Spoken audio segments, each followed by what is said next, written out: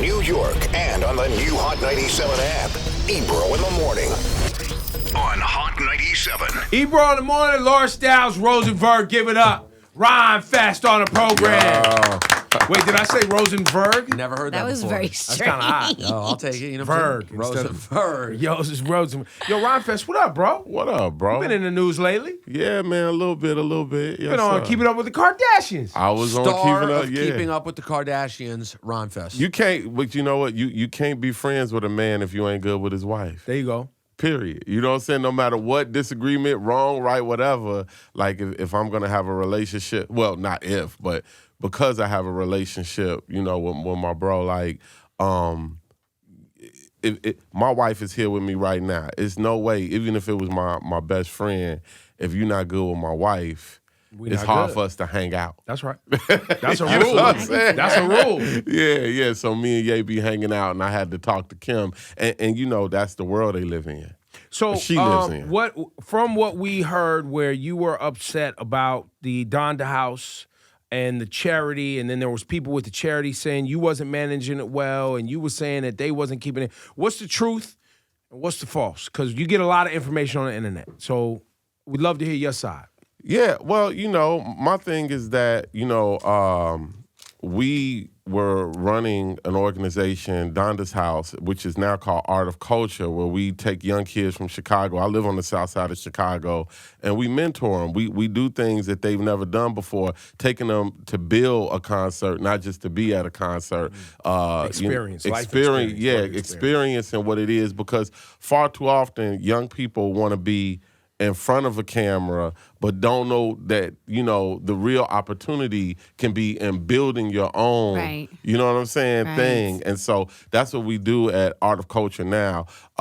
And I just wanted, at the time, I was like, yo, yay, support it, tweet about it, talk about it. You know what I'm saying? There was a lot of negative things out, this rapper, this and this rapper. And I'm like, yo, bro, your most positive press is right here in Chicago with the work that we're doing. Talk about it. And he couldn't hear me at the time. And so I got loud so that he could hear me. You know, sometimes we speak in the language that we think someone understands. And at that moment, the language was negative. You know what I'm saying? And yeah, and then, you know, that's how it is. And so I had to tell Kim, and look, I get it. In the world that Kanye lives in, and I've seen it, he's seen family members and friends really stick it to him over money and sue him and do crazy. I mean, Because imagine with the laptop, too. Yo, imagine Whoever that person is. Bro, people don't even think about, we make all these judgments. Imagine like your best friend and your mom and your mentor and your caretaker passing. You know what I'm saying? Like you would be devastated, damaged, and traumatized. And this man, you know, and I understand that Kim is his wife and the mother of his children, is like, what's happening to my husband and his friends? But, you know, the conversation Kim and I had, I just reminded her, you know, he's from a village. And in his village, this is what the culture is, you know? And the village was feeling like, and I said this on the show, I said again, the village was missing him and feeling like the brother had abandoned the village. And so, you know, when Kanye came back to Chicago and did some things and showed that he is a part of the community, you know what I'm saying? It started a healing process. Do you feel like And that's what I was wanted. right? That was the goal in the first place. That was the goal. That was the goal, to get the brother back to the village so that a healing process could start. And now, you know, Kanye and I kick it and hang out, and he's where I love him at, and that's peace. And you He's were peaceful. okay shooting all of it and being a part of the show? Yeah, why not? I mean, that's the world she lives in. So to have that conversation with her, you had to step into her world. My world is the south side of Chicago. Right.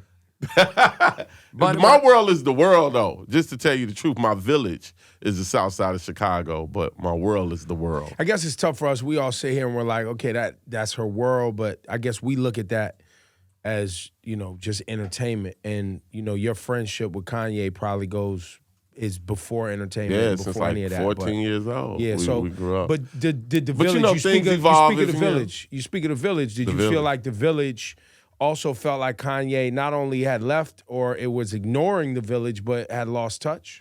It's easy, man. Like, start living a different life and watch who you are in 5 years. It's easy to forget. It's easy to be swept away in something else, you know. And this lifestyle, entertainment and music and ego and all of that stuff. Becoming a dad, becoming a husband, becoming a dad 3 times. Bro, you know, it's a lot. You get it. It's like, a lot. so for me, bringing my, you know who's really dope? Tariq Trotter, man, Black Thought. Black Thought. Because he knows how to be in a band. You know what I mean? Like, and a lot of us are so used to isolating ourselves and being individuals, and I think that's the problem. We don't know how to be in a band anymore. You know what I'm saying? Like, so you see my wife right behind me. That's my band member. You know what I mean? So she set me straight before we even get out the door. I set her straight so then when we do an interview like this, I could treat you with the same decency that I treat my band member with. Right, but when someone's completely on their own, it can be easy to find themselves isolated and changing. And when you're not only on your own, when you have tremendous traumatic losses, you know what I'm saying? It'll turn you into a different person. A lot of people said that about Kanye, you know, and about everything that was going on. I recall people, when you were speaking out and saying, you know, hey, Chicago, this Donda's house is not going. We were hearing reports that the house was not being kept up or this wasn't being invested right, et cetera. A lot of people were talking about the trauma that hadn't been unpacked with regard to Kanye losing his mother, the transition into his new lifestyle with his wife and kids, and just that being a whole other world, and a lot of dramatic shifts. Yeah, but what's great now though is that peace has taken over, and experience and lessons have been learned, and now, like, bro, when I'm around my brother, things are blooming and growing. You know, the Sunday service thing is really, you know, I would still. I'm happy that he stepped away from talking about politics. I don't think that was a great space for him. I think people, as he found out, were using him. You know, this is the last thing I'm gonna say about Ye, and then we can move on. But like, that stems from a conversation we had where we just talked about how does God use its voice. And if God used its voice and spoke to you directly, you wouldn't be able to take it. We would all disintegrate. God's voice is too great. It disrupts. And I said, Kanye, have you ever noticed when you just speak, you disrupt the earth. Things disrupt. That's God's voice, bro. He said, now how do I get my point across? And I said, how does God get his point across? God grows grass. God blows wind. Actions. God has expresses itself creatively. And so for Kanye, his voice is his art. And so I'm like, yo, use the voice of God. Do art. And that's where it is. Yeah, because he's in his best when he's creating. And we can get all those points across. Yeah, that's his glory. And they'll like probably end up connecting better than when you're just trying to have like a You discussion. can't tell nobody nothing. Right. You have to show people. That's right. You have to be an example. And that's where we at. You, sir, have now a Grammy and an Oscar. Yes.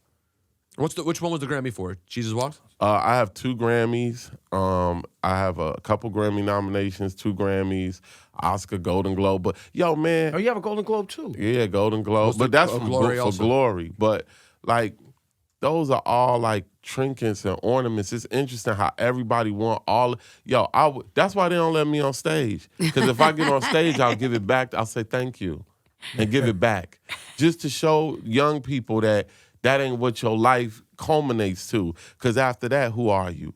After it's done, it's dead. Well, I was actually bringing it up because those are accomplishments that I think, you know, exemplify how great you are as a writer, as somebody who comes up with ideas that, you know, go to the highest levels, whether it's in music or in movies. And was going to even point out how you might win a Tony one of these days. Yeah.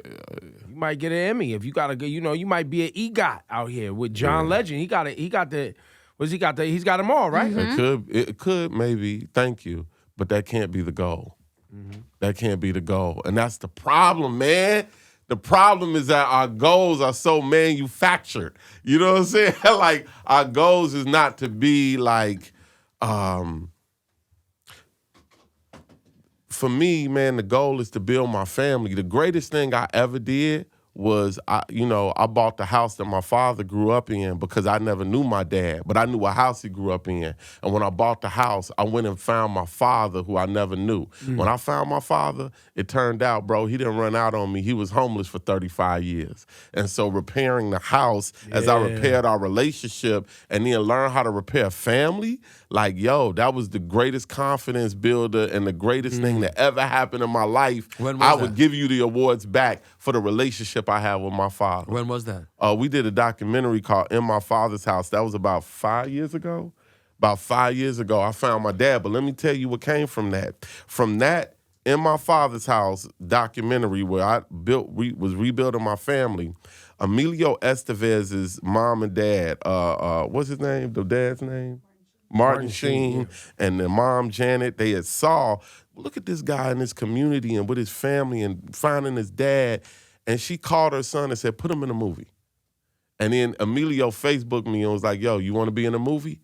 I said, man, only if you let me do the music and come do something in my community. And he came to Chicago and did something for the kids in the community. And then from that, Kenneth Cole hit me up like, yo, I see what you do in the community. Come model for me.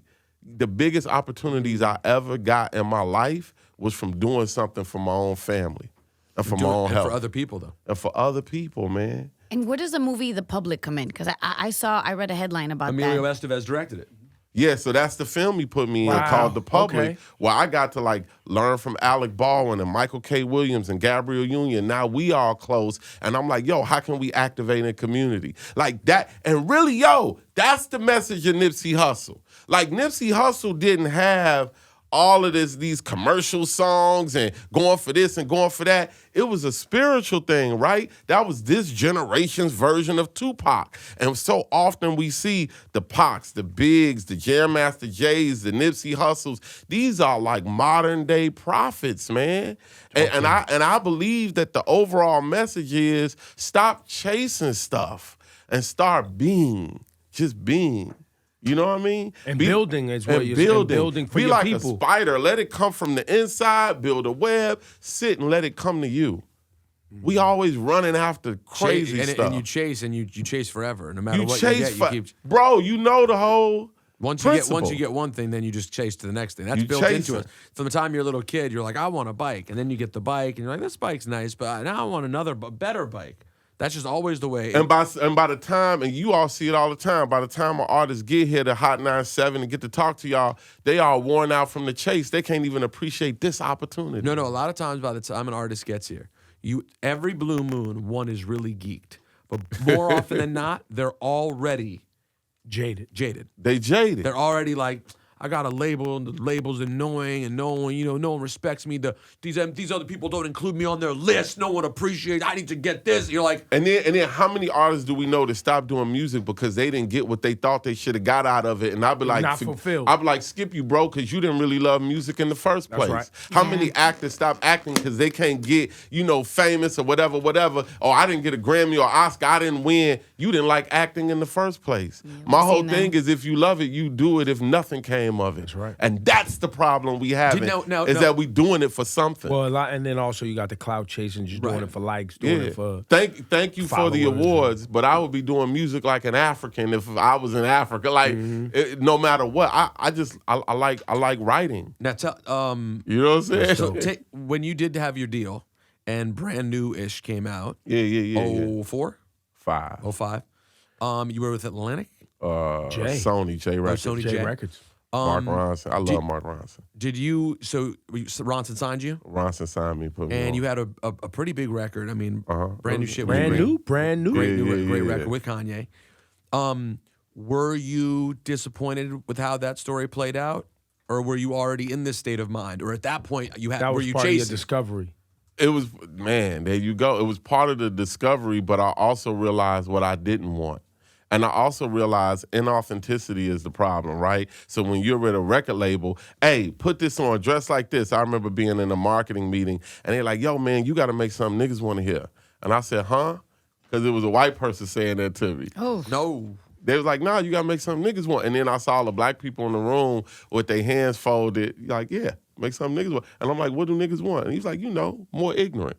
That happened for real, for real life? And I realized at that point the relationship wasn't gonna work. I realized I wasn't cut out for major What did label. you say? How do you respond to that? You don't respond to ignorance. You just look at it.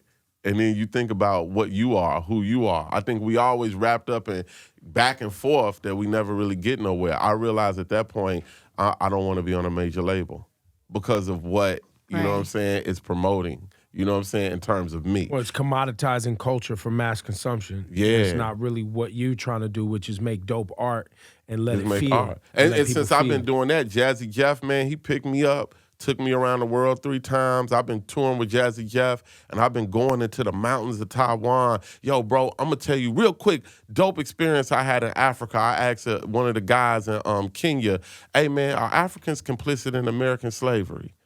And he looked at me, he said, you sound like a colonizer. And I said, what you mean? He said, only white people come here, look at a whole continent of black people and think because we black, we all the same. He said, and then it reminded me of Zernell Hurston, all skin folk ain't kinfolk. I don't believe we can come together around a color no more. This brother told me, if you were wise, African Americans, he said, who did it to you? Who took your people? Was it the Maasai, the Mandingo, the Igbo? He said an Ethiopian is as different from a Somalian as an Italian is from an Irish. And he said, if you was wise, you go home and get your village right. You go home and get your tribe right and stop worrying about black. Because you can't get all of a color together, but you can get all of the people with the same values together. That's right. And so I know that I'm as different from Clarence Thomas as, you know what I'm saying, whoever he is from whoever else, as Donald Trump is from Emilio Estevez. Mm-hmm. We got to stop thinking that color is what's going to bring us together, and we got to start letting values bring us together. It is. You also had a record back in 2007 when I first got on the radio up here, Angry Black Man in an Elevator. Yeah, man. Some records I wish I could take back. Why? You don't like that record? It was dope, but I said something. I was saying, angry man, whatever you put out, whatever you say is coming to find you. And I said some words like about Erykah Badu. I don't know her. No, I didn't remember but that. I know. No, I'm just like, yo, all the rappers had her. I want to have sex with her too. Just saying ignorant stuff. And then I look at her and I'm like, that lady is magic. That lady is a priestess. Oh my God, I was putting a curse on myself. Artists don't think about how sometimes, all the time, the words that you say are coming to look for you. And I said some words that I think thwarted my own spiritual growth. Be careful who you talk about. Universe don't forget. Man, and the person won't do anything to you. The power that's on them will handle you. Did you ever have a conversation with Erykah? No, but I have conversations with her like all the time. Like, you know, when I watch her and when I meditate and think, man, she's a dope individual. And you know, as men, sometimes we don't hold ourselves to the same standard that we judge women by. You know, I learned that. You want to really have a moment of like almost wanting to puke about something that at the time was dope. Listen to Wouldn't Get Far by The Game and Kanye. Yeah. You listen to those words right now, and I was like, I love that record. I listen to it now. We were honestly uncomfortable listening to it. Like, we were like, this is... Well, I knew what it was. We were having a debate over the Game's trolling and some things that the Game has been saying as he's rolling out his new project. And I was like, this has been the Game... Yeah. Been saying this, I played Wouldn't Get Far to him. I was like, you must have forgot what they were saying. And I forgot how bad I it didn't was. forget. Yo, rap was way more incendiary. Yeah. As we came up than it is now. Like now it's sad because sometimes what you hear is just like, oh, everybody is on drugs. Right. You know what I'm saying? Like everybody drugged being out. a fiend You know what has I'm saying? become cool when It wasn't cool to be a crackhead cool when to we be grew a up. But at the same time, but it was crackheads. And it was crackhead artists. Yeah. Well, but it wasn't cool. But by the way, we also always glorify that. We go, oh, back in the day, it wasn't the crackhead. A, it's like it was so much morally better. You were the drug dealer instead. And second of all, you may have not been a fiend, but you were talking horrible shit about women. Yeah. So there's always been flaws. I mean, there were groups out there that were big. I mean, yo, bro, not for nothing. Like NWA was talking about killing women.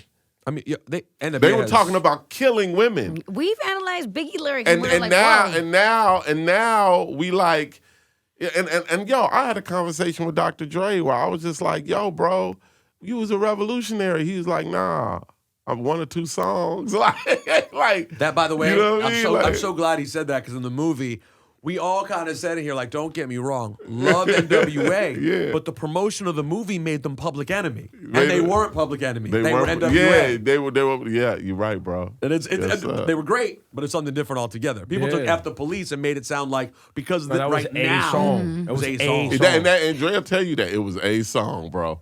Like, I'm all about entertainment. Right, Gangsta wasn't saying anything song, great. Boys You in the know? Hood, a bitch is a bitch. But that's why You know, we all of love that. seeing, like, people like Chance and people like Kendrick and J. Cole, you know what I'm saying? Because they're continuing a legacy of keeping tribal. Yo, you know how important it is, bro? Hip-hop, I think, historically, is the most important spoken language in the world historically. Yeah. Because everybody in the world knows a hip-hop song. None of us know 18th century poetry from Iran. True. They love it. Out there, they know It crossed 18th century. boundaries at this Yeah, point. we crossed the world. Yo, I was in Malaysia and a dude asked me, is police brutality, like, is that today real in America?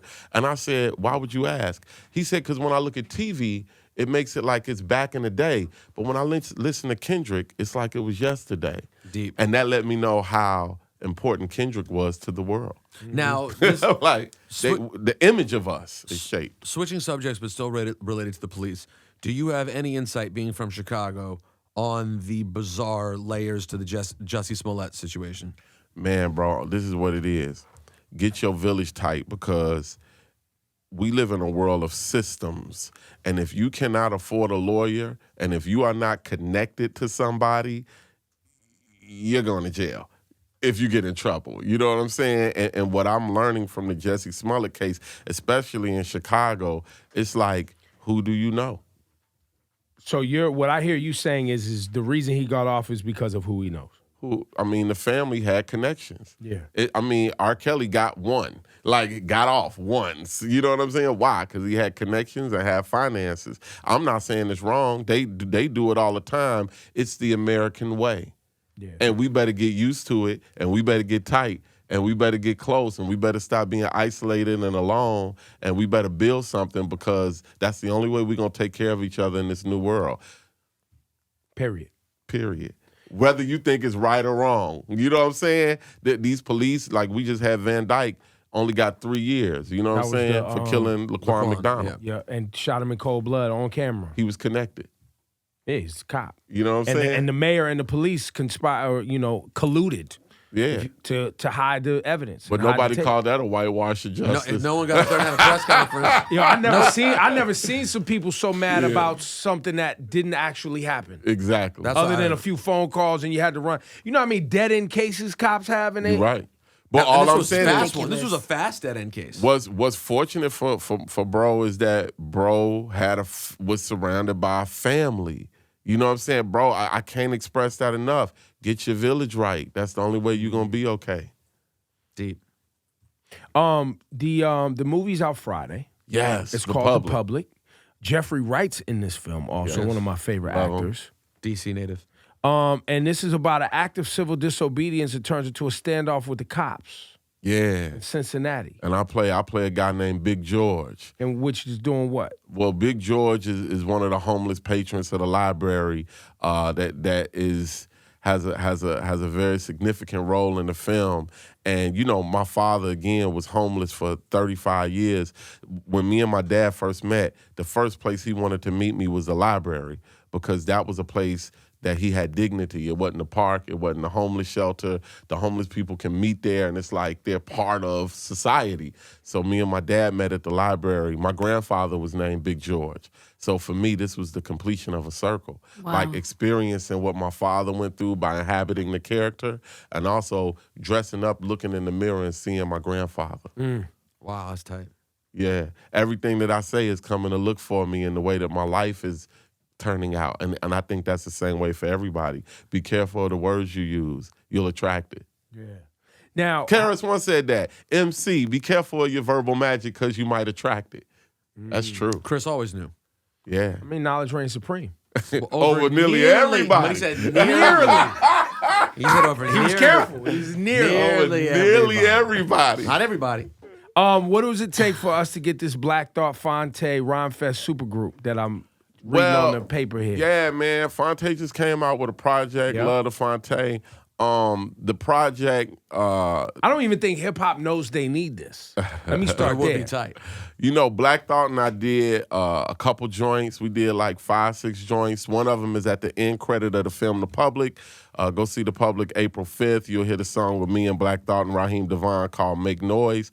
And really the project is evolving right now. And so it's me, Black Thought, and so far it's me, Black Thought, and Raheem Devon. Well, So we're waiting on Fonte. Was my guy. You know what I'm saying? Well, Yeah. listen, I'm close with Fonte and Raheem Devon. I'd be happy to have either one of them be a part of that project, or both. Yeah. So you'll be seeing it this summer. So it's gonna it's happen. Yeah, and yo, Does it happen now? Is it just? You may, yeah, it's happening. But you know, the problem I had with it, go back to words. At first, the project was called Ego, and because the project was called Ego, everything was just starting to be disrupted. It was just crazy. Too many egos. Yeah, yeah, and so now, the project is renamed EGOT, and so. Oh, that's why you looked at me crazy it's when I was going- like, "Oh, you going for the The EGOT." project Like, is named EGOT. how you know? And so now, Like, you I didn't even know know, about it's that. going smooth. It's going There you smooth. go. Because probably between all of y'all, it's Emmy, a Grammy, Oscar. Yeah. Somebody got to. No, Black Thought's on his way to a Tony. He's actually writing his own version of Hamilton right now. I don't even want to get in. He'll come and tell you about it, but he's writing musicals right now. I mean, he's going crazy. Yo, he gave me the best rhyming advice anybody ever gave me. I was like, yo, bro, why do you rap so good? Like, what is wrong with you? And like, he said, man, if I told you, bro, you wouldn't even listen to me. And I'm like, you know, that's when the master say that, you be like, tell me, please. Like, and he's like, I take naps. And I was like, what? He's like, bro, I rest when you my take mind. naps and wake up, you're in between dream state and this realm, and then create. And we be getting that wizard talk in, bro. We be me and Black Thought. You want to hear two wizards talking? I knew my naps was working. I knew my naps was working. What do You Naps, nap bro. too, don't you? Yeah. What have you created? I just have a phenomenal life.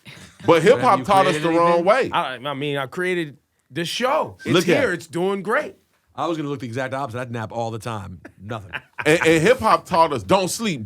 Sleep is the cousin Yo, of we death. talk about that You know all what the I'm saying? time. No, You that's better get some Yo, we sleep. talk about that all the Yes. That's You like, better get some that is sleep. one of our biggest topics of hip hop. When people write team no sleep, I'm like, well, Nope. I'm on the other team. I'm on the other team. Sleep On is not the winning cousin team. of death. Sleep But is the sleep cousin of is life. death. But you know what? You can get the same results both ways. not sleeping but is one death. is unhealthy. So it's like when you can get when you're delirious and you can create and it'll be crazy. You're in another realm. And when you rest it, you can be in another realm. You can get it either way, but Right. one way will kill you faster. yeah. Yeah, we're good. We need sleep. I'm team sleep. Yeah, I like all sleep. day. Team and water. sleep. What's your water game like? Man, my water game is crazy, bro. I drink core all day, bro. Water game got to be live out Come here. on, man. You What's gotta your be veggie hydrated, game like? bro. I gotta get better at it, man. Come on. Cause Come you on, know what kid. it is? We eat veggies and we mess them all up by frying them and sauteing them and throwing salt and sauce Nah. on them. It ain't even a vegetable no more. That's me. By the time I get done with broccoli, it's just cheese. You like Me too. I eat a little broccoli with my cheese. He said, by the time I'm done with my broccoli, it's just cheese. That's incredible. Yo, man, this was a pleasure to speak to you, man. Yes, it's a good blessing, energy, bro. man. Rhymefest in a new Rhymefest. movie, The Public. Yo. Go look for it. I'm sure we're gonna be seeing you again with this music, We man. will, April 5th, and then this summer you'll see the project EGOT. There it is. Nice. Give it up.